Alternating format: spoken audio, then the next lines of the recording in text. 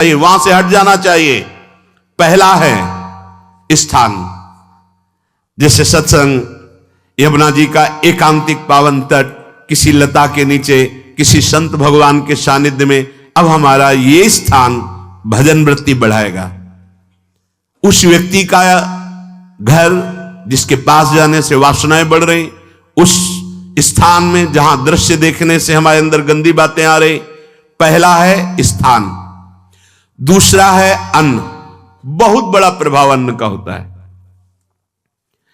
अगर अधर्म के द्वारा कमाया हुआ अन्न है तो बुद्धि अधर्म में ही लगेगी। यदि भोजन पकाते समय, रसोई रांधते समय आप विकारात्मक चिंतन कर रहे हैं तो कोई भी प्रसाद पाए उसके अंदर विकार जागृत हो जाएगा। अन्न का बहुत बड़ा प्रभाव पड़ता है। एक बार पूज्यपाद उड़िया बाबा जी महाराज अपने परिकर के साथ भ्रमण में थे तो किसी बड़े धनी मानी ने निमंत्रण दिया, महाराज आज यहीं रुको। तो बाबा ने कहा हम लोग गांव के अंदर नहीं रुकते, तो बाहर कोई वृक्षों का समुदाय, जंगल जैसा, तो उसमें वहां रुके। पर भोजन उनकी तरफ से, भोजन सबने पाया। जब सुबह हुआ तो महात्मा जन, साधक जन एक दूसरे की तरफ देखे और बोले आज तो हमको बड़ा दोष हुआ, गंदा स्वप्न आया और हमारा संयम बिगड़ गया। बोले ये तो हमको भी हुआ, जितने थे सबको हुआ। उड़िया बाबा के समीप गए। बाबा ने कहा अच्छा ऐसा हुआ, ये तो अन्न दोष है, बुलाओ सन्न पवाने वाले को, फिर चलेंगे। बुलाया और बाबा ने कहा बिल्कुल सत्य बोलना, नहीं तो आप जानते हो इतने महात्माओं के संयम को आपने भ्रष्ट कर दिया, सत्य बोलना क्या बात थी। उनका महाराज संतान नहीं हो रही थी, सुना था आप बहुत सिद्ध महापुरुष हैं तो आपके परिकर को इसीलिए पवाया। अंदर काम भाव था कि हमारे कामना थी कि संतान उत्पन्न हो, वैसे चिंतन करते हुए बनाया ऐसे। बोले सबका संयम नष्ट कर दिया। होश में, नरक जाने वाली बात मत सोचो। अरे संतों को पवाओ जैसे अपने पुत्र को पवाते हैं, ऐसी भावना करनी चाहिए। आज हो भाग्य तो परिणाम खुद मंगल में निकलेगा। काम भाव से युक्त होकर क्यों बनाया, सब संतों के अंदर विकार पैदा कर दिया। अन्न का प्रभाव पड़ता है। हम जैसा अन्न पाते हैं वैसा, कई बार सुनाया है। सिद्ध महापुरुष पूज्य प्रातः स्मरण श्री बलराम दास जी महाराज झाड़ू मंडल के, यमुना के पावन तट पर ही है, रास मंडल के पास ही, वो अपने एक लता के नीचे बैठे हुए भगवत चिंतन कर रहे थे। अचानक यमुना जिस नजदीक है तो कोई माई स्नान किए हुए निकली तो नेत्रों ने देखा और विकार उत्पन्न हो गया। वयोवृद्ध सिद्ध महापुरुष, उन्होंने कहा आप तो इस शरीर को नष्ट कर दूंगा। शिष्यों ने कहा महाराज ऐसा क्यों। बोले किसी माता के शरीर को देखकर हमारे अंदर विकार क्यों आ गया। ऐसा नहीं, आज तक कभी नहीं हुआ, ऐसा क्यों हुआ। उनका महाराज आपस में सब शिष्यों ने कि कुछ ना कुछ तो खान पान में गड़बड़ी हो गई तभी ऐसा हुआ। बाबा आज परिक्रमा करते हैं वृंदावन की, बाद में आप जो आदेश करेंगे जैसा करेंगे, पहले परिक्रमा। वृंदावन की परिक्रमा का बहुत बड़ा प्रभाव। जब कभी मन आपका ऐसा विक्षिप्त हो, परेशान हो, तत्काल परिक्रमा प्रारंभ कर देना। नाम जप करते हुए आप देखना परिक्रमा पूरी होते होते शांति हो जाएगी। बाबा ने खूब नाम कीर्तन करते हुए शिष्यों के साथ परिक्रमा दी, मन का विकार शांत हो गया। उनका ऐसा कैसे हो सकता है कि हमारे अंदर विकार आ गया। ये बड़ी सूक्ष्मता का विषय है। कल प्रसाद कहां से आया था, तो उस समय लाड़िले गोविंद देव जी महाराज यहीं विराजमान थे वृंदावन में। बोले तो ठाकुर गोविंद देव जी का प्रसाद आया था। लकुट उठाई, गए हो तो भगवत स्वरूप तस्मित तज्जने भेदा भावात। भगवान और भगवान के ऐसे जनों में भेद नहीं होता, वो भगवत स्वरूप होते हैं। गए और कहा बताओ आपका प्रसाद न पावे तो अपराध लगे कि प्रसाद नहीं पाया, और प्रसाद पावे तो हमारे अंदर काम जागृत हो जाए, हम तो मरे ना दोनों तरफ से। तो ठाकुर जी बात कर रहे थे, दूसरों को नहीं सुनाई दे रहा था। कह रहे थे कि देखो नाराज मत हो, कलकत्ता की वैश्या थी, उसने भोग लगाया, अब उसने भोग लगाया तो हमने चख पाया। तो आपको प्रसाद का किनका लेना चाहिए। किसने कहा था कि पूरा प्रसाद पाइए, जरा किनका ले लेते हो, मधुकरी पाते। हाँ ये बात आपकी मान। तो हमारा तो पूरा विश्व है, कोई भी भोग लगाएगा हम तो पाएंगे। और हमारे प्रसाद की निष्ठा आप सबके हृदय में, तो किनका लीजिए, पूरा मत पाइए। सोचिए, भगवद अर्पित प्रसाद और वृत्ति, भगवान ने आदेश किया किनका पाओ, मां धोकरी मांग के खाओ। यहां वर्णन कर रहे, यदि हम अन्न थोड़ा भी हमारे अंदर दूषित चला गया, तो जब कभी ऐसी विकार की भावना हो, आपके अंदर विकार बन रहा है, तो खोजिए। आपने कोई दृश्य देखा है, आपने किसी से बात की है, आपने कोई ऐसा संकल्प बनाया, नहीं, तो फिर भोजन दोष आ गया। अब आज उपवास कर दो, जब तक वो वृत्ति न नष्ट हो तब तक कुछ मत पाना, जल से काम चलाना, तो एक दिन एक पहर अपने आप शांत हो जाएगा। अगर बहुत विकलता हो रही तो नाम कीर्तन शुरू कर दो, भोजन मत पाना, नाम कीर्तन शुरू, बिल्कुल शांति मिल जाएगी, बिल्कुल। और ये तो उदाहरण महापुरुष इसलिए देते कि हम सावधान रहें। हमारे अच्छे भाव या बुरे भाव में ये 10 बातें बहुत प्रभाव डालती हैं। पहला स्थान, दूसरा अन्न, और तीसरा जल।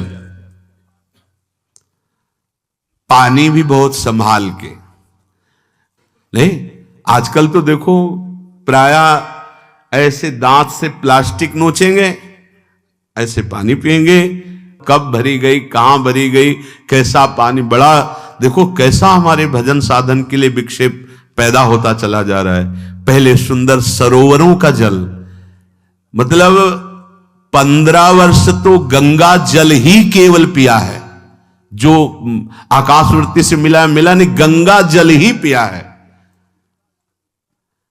कुआं का जल, फिर आया हैंडपैप का जल, अपवित्र होने लगा। हैंडपैप में जो वाशर, अगर वो कहीं चमड़े का पड़ा हुआ है तो अपवित्र जल हो गया। अब हैंडपैप का भी अंतर ध्यान स्वरूप हो गया, अब तो नहीं दिखाई देता। अब रह गया है मोटर से निकले और फिल्टर में जाए, वो मशीन जो फिल्टर करती पानी को, आरओ, उससे। अब वो जिनके पास है तो है, नहीं तो परिक्रमा लगाया हो, आपको पानी पीने को नहीं मिलेगा। देखो कैसा समय आ गया। भोजन, पहले कोई दगाबाजी भोजन में तो नहीं करता था। गांव में जब जिसके यहां दूध बेचा जाता था ना, उसको बहुत लघु दृष्टि से देखा है, गाय माए एक बराबर होती है, ये दूध बेचता है। 10-5 किलो मठा तो आप ऐसे मांग के ले सकते थे, अगर अड़ोस पड़ोस में वो मठा मिल जाएगा। जब कोई उत्सव होता, फ्री दूध 100, 200, 500 किलो पूरे गांव के सब दे देते, कोई ऐसे बेचता था। अब दूध नहीं, जब बूढ़े लोग बैठते थे कहते थे पानी बिकेगा आगे चल के। आज पानी बिक रहा है, नहीं बिक रहा, पानी बिक रहा है। हमें लगता है सबको ही पैसे से ही पानी है, वो बोतलें नीली नीली नहीं, इतनी बड़ी बड़ी बिकती, उन्हीं से पानी पिया जा रहा है। आगे और समय जल का प्रभाव पड़ता है। जैसे हम गंगा जल पीते थे, सही कहते हैं, कई कई दिन जब भोजन नहीं मिलता तो पूरी पौष्टिकता गंगा जल से मिलती थी। गंगा माता के जल से ऐसा लगता था मानो हम परम पावन अमृत पान कर रहे हैं, सारी पौष्टिकता मिलती थी। कुएं का जल अपने आप में पौष्टिकता से युक्त होता है, जो हमें चाहिए। आज देखो जल की समस्या हो गई, पवित्र जल पीने के लिए हम तरस रहे हैं। कहां हो जल, और कैसे मिलेगा जल? या तो आप पैसे वाले हो तो आप खरीद करके पीजिए, नहीं तो अब वो जल नहीं है गया कि कुएं से निकाला पी लिया या सरोवर से पी लिया, या कैसा दुर्भाग्य है। जल का बहुत बड़ा योग है साधना में। जैसे स्थान का तो परम पावन वृंदावन धाम, अन्न का तो अब हम भगवत प्रसाद पाते हैं, तो जल का बहुत बड़ा योग है। आज दूषित होता चला जा रहा है, क्योंकि अब हाथ की बात नहीं रह गई है कि आप सुंदर कुआं से जल लें या सरोवर से जल लें या आप नदी से जल लें। हाँ, स्वामी जी के लिए लिखा हुआ है कि रोज यमुना स्नान और रोज यमुना जल ही पान। हमारे वृंदावन के समस्त भगवत स्वरूपों का स्नान यमुना जल से ही होता था, हो रहा है और होता ही रहेगा। बिहारी जी के लिए आज भी कलश में भरकर यमुना जल ही जाता है। वो कपड़ा से ऐसे ढक के जब हम 2 बजे परिक्रमा देते थे तो एक महाभागवत है, वो किसी को छूते नहीं, दूर से कहते छूना मत, बिहारी जी के लिए जल जा रहा है स्नान के लिए बिहारी जी का। फिर चौथा है आपका परिकर, जहां पर रह रहे हैं वो समुदाय, चाहे परिवार हो या आप समुदाय, वो कैसा है, रजोगुणी है, तमोगुणी है, सतोगुणी है या त्रिगुणातीत भागवतिक है, उसका प्रभाव पड़ेगा। पांचवा है आपका पड़ोस, आसपास वाले घर, जैसा है वैसा प्रभाव पड़ेगा आपके ऊपर। पड़ोस निंदनीय है तो बंधन से युक्त होना पड़ेगा। लंका के पड़ोस में रहने के कारण अगाध महिमा वाले समुद्र को बांध दिया गया, रघुनाथ जी ने पुल बांधा और दंड देने के लिए तैयार हो गए थे सरकार, अग्निबाण संधान कर लिया था, पड़ोस के कारण ही तो ना, पड़ोसी रावण था, इसीलिए आस पड़ोस का बड़ा प्रभाव पड़ता है। फिर अगला है दृश्य, इस पे बहुत सावधानी की जरूरत है। ये मोबाइल भगवान चल गए हैं, बहुत विस्तार से चल गए हैं, अब कोई छोटा मोबाइल रखना नहीं चाहता, सब वो स्क्रीन वाला रखना चाहते, टच मोबाइल। दृश्य से बचो, बच्चों, जवानों, बूढ़ों, सबकी वृत्ति जो माया आकर्षित करती, जो दृश्य हम देखने के लिए अंदर से उल्लसित है, वो मोबाइल में सब है, चाहे भागवतिक और चाहे सांसारिक। तो भाई देख लो, गुण दोष में संसार है, अगर आप दोष ग्रहण करना चाहते तो दोष ले लो, गुण तो गुण। बहुत बहुत खतरनाक विषय है और बहुत लाभदायक विषय है। किसी संत की वाणी एक बार समझ में नहीं आई, अगर हम 10 बार सुने तो समझ में आ जाएगी, ये लाभदायक है। कभी कोई किसी से बात करनी, पहले जाए तो पोस्ट कार्ड चलते थे, एक कार्ड, वो 15 पैसे का इतना बड़ा वाला आता था, 25 पैसे का बंद वाला लिफाफे में आता था, नीले नीले कागज का 15 पैसे वाला कार्ड, उसमें चिट्ठी जाती थी महीनों में। कभी यहां 1 मिनट में अमेरिका से बात कर लो, कितनी बढ़िया बात हो गई। उसका दुरुपयोग ना करो। अब हमारी इतनी चंचल वृत्ति है कि दुरुपयोग करने के लिए उत्साह बढ़ जाता है, बोले अब सब काम हो गया है, अब एकांत सेवन कर रहे हैं, अंदर से सिटकिनी बंद और मोबाइल भगवान का संग शुरू। 2-4 मिनट सत्संग और अच्छे दृश्य देखे, फिर बगले में वहां सब होता है कि आप बस उसको ऑन कीजिए, फिर जो मनोरंजन शुरू होता है, फिर उपासक मिटिया मेट हो जाता है। ये बहुत सावधानी की बात कह रहे हैं। वैसे हमें लगता है यदि आपको इस बड़े कार्य वाले ना हो तो छोटा मोबाइल रखे तो अच्छा रहता है। तो इसलिए ये एक ऐसा कलयुग भगवान ने रचा है कि बचा पाना बड़ा मुश्किल है। इससे वृत्ति को बचाओ, जो बचा ले गया वो आगे साधना कर सकता है। बहुत सावधान बच्चों। हमें लगता है यदि आपका मन चंचल हो, आपके शासन में ना हो, तो स्क्रीन वाला मोबाइल अपने माता पिता को दे देना चाहिए। और हम कहते रखो, छोटा वाला रखो, कभी कोई आपत्ति विपत्ति या सूचना देनी हो, बढ़िया काम करता है। जरूरी नहीं है इतना बड़ा लेके चलना। हाँ, अगर आपको बहुत राजकीय विभाग के कार्य हैं तो बात अलग है कि कौन सी सामान कहां कैसे, तो वहां से वीडियो भेज रहा है, वो चेक कर रहा है, यस हाँ ठीक है अब चलाओ। अपने को क्या काम है? सत्संग अगर सुनना है तो सत्संग सुनने के अलग यंत्र आते हैं, चला दो उसमें, वो इतनी बड़ी लगती है, उसमें चिप, पेन ड्राइव ऐसे लगा दो और सत्संग सुनो। जरूरी वो दृश्य वाला रखो। यहां कहने दृश्य, अगर गलत दृश्य देखा तो बावरे बन जाओगे और अच्छा दृश्य देखा तो भगवान के मार्ग के पथिक बनोगे। तो देखो, अच्छे दृश्य में भी दोष दर्शन की वृत्ति की गुंजाइश है।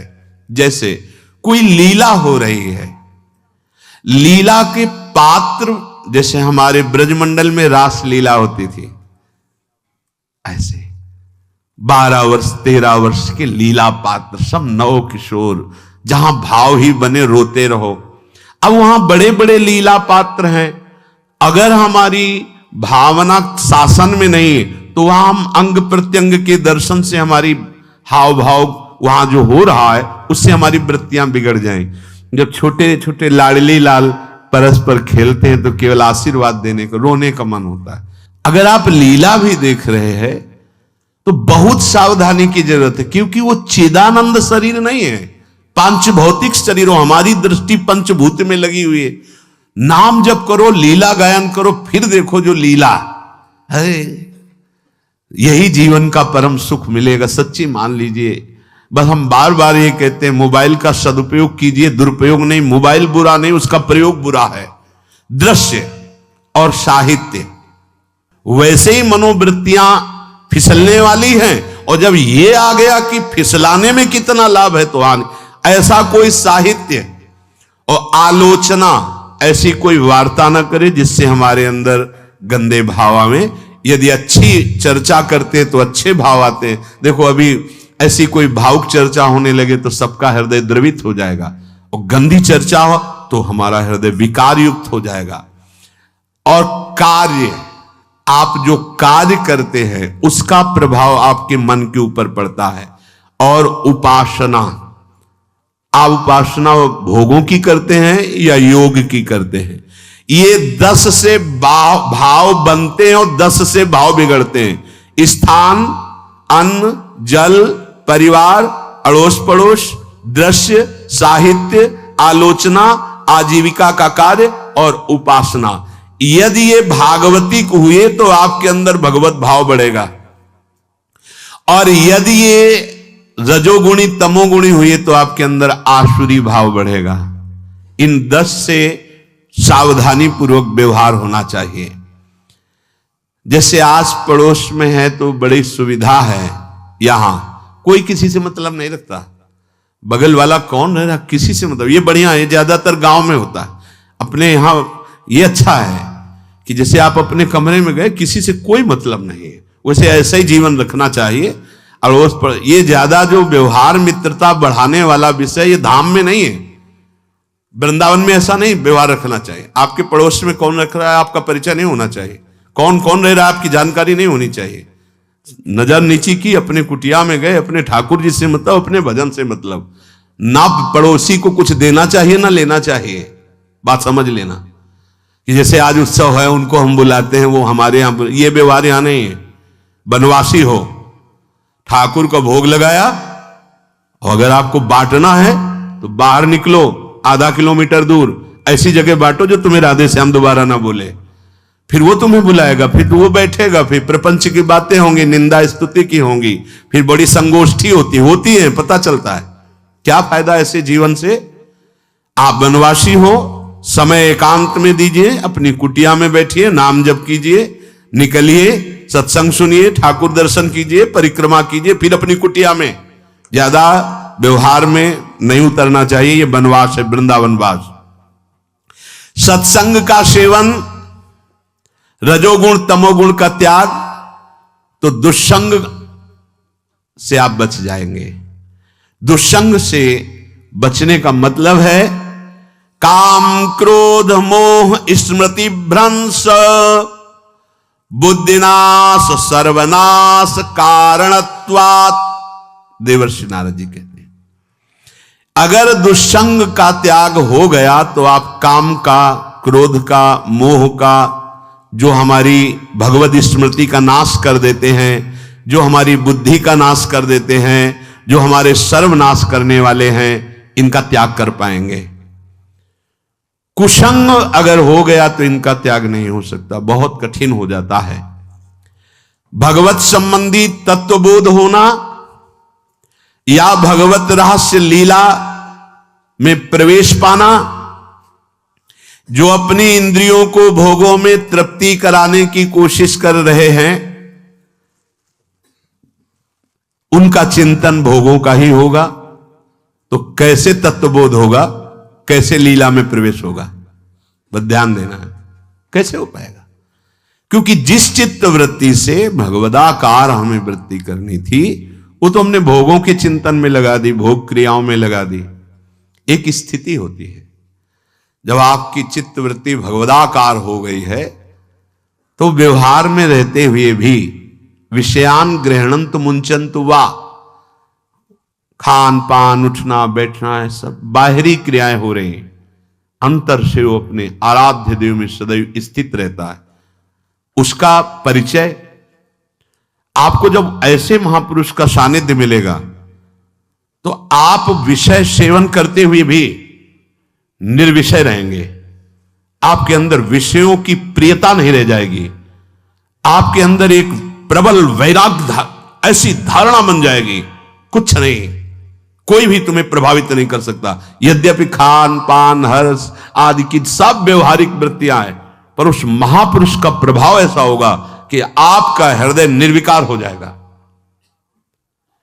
और बहुत ही त्याग की सब बातें की जा रही, लेकिन हृदय भी सही है तो संग से विषय रंग बढ़ जाएगा। ये देखा गया है। हृदय अगर निष्प्रिय है, जिसका हम संग कह रहे हैं, तो उसका परिणाम निष्प्रिय निकलेगा। व्यवहार में कुछ भी हो, निष्प्रियता ही आपकी बढ़ेगी, निर्विकारता बढ़ेगी, क्योंकि उसकी स्थिति का संग हो रहा है, उसका प्रभाव पड़ रहा है। तो सर्वनाश की जड़ है विषय चिंतन। ये बहुत बड़ी बात है। विषय चिंतन सर्वनाश की जड़ है। यहां विषय भोग नहीं कहा, क्योंकि चिंतन का परिणाम भोग है। पहले चिंतन होता है। साधक ध्यायतो विषयान पुंसः संगस्तेषु उपजायते, संगात् संजायते कामः, कामात् क्रोधो विजायते, क्रोधात् भवति सम्मोहः, सम्मोहात् स्मृति विभ्रमः, स्मृति भ्रंशात् बुद्धिनाशो, बुद्धिनाशात् प्रणश्यति सर्वनाश। कैसे हुआ? ध्यायतो विषयान पुंसः, विषयों का चिंतन। इसीलिए अनन्यश्चिन्तयन्तु माम भगवान आदेश करते हैं। विषय चिंतन न होने पावे, बिना चिंतन किए आपको कोई भी सुख नहीं मिल सकता। आप देख लीजिए, जगत के किसी भी भोग का सुख नहीं मिल सकता। चिंतन से ही आपको सुख की अनुभूति हो रही है। अगर आप चिंतन ना करें तो आपको कोई सुख नहीं मिल। आप चिंतन उसका घसीट लिया गया। अगर सुख होता तो भोग में मिल जाता, नहीं मिला। क्यों? कि बोले चिंतन नहीं। किसी को किसी गाढ़ विषय के चिंतन में फंसा दे, फिर उसके सामने भोजन रखे, खीर में नमक डाल दे, सब्जी में चीनी डाल दे और गाढ़ विषय में फंसा दे। तुम्हारा लड़का जो अकेला था, वो ऐसा ऐसा दुर्घटना हो गई, वो अस्पताल में, अब जल्दी से भोजन पाओ और निर्णय बताओ। वो बिल्कुल नहीं बता पाएगा कि खीर में नमक था, सब्जी में चीनी थी। उसका चिंतन वहां फंस गया। अगर ऐसे चिंतन हमारा प्रियाजू में फंस जाए तो संसार के सब क्रियाएं होते हुए भी वो परमहंस है, वो विदेह है। चिंतन, हम लोग चिंतन में चूक कर देते हैं तो फिर क्रियाओं में हमको बंधना पड़ता है। नहीं, सच्ची माने कोई भी क्रिया उसे बांध नहीं सकती। तो क्या जिनका भगवत चिंतन होता है वो असत क्रियाएं भी करते हैं क्या? तो बोले जब चिंतन ही नहीं तो असत क्रिया कैसे हो सकती है? पहले क्रिया के असत चिंतन होता है। आप देखना, कोई भी कार्य पहले चिंतन होता है। इसीलिए यहां कह रहे हैं ध्यायतो विषयान पुंसा संगस्तेषु उपजायते। पहले, सबसे पहले विषय का चिंतन होता है। अगर विषय का चिंतन ना होने पावे तो आपको कोई फंसा ही नहीं सकता। भोग, कोई भी भोग नहीं फंसा सकता।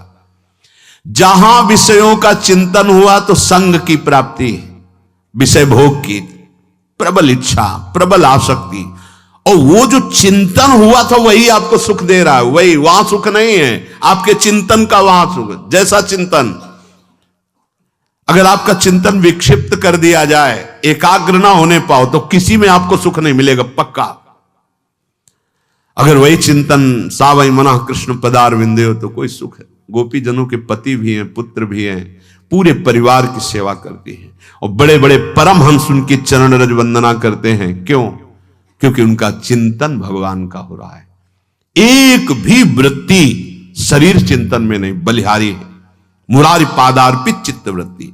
विषयों के चिंतन से विषयों में आसक्ति पैदा होती है, आसक्ति से विषय कामना की प्रबलता और क्रिया होती है, और क्रिया में बाधा पड़ने से क्रोध पैदा होता है, क्रोध से मूढ़ता छाती है, मूढ़ता से स्मृति भ्रमित हो जाती है, स्मृति भ्रंश से बुद्धिनाश होता है, और बुद्धिनाश ही सर्वनाश है।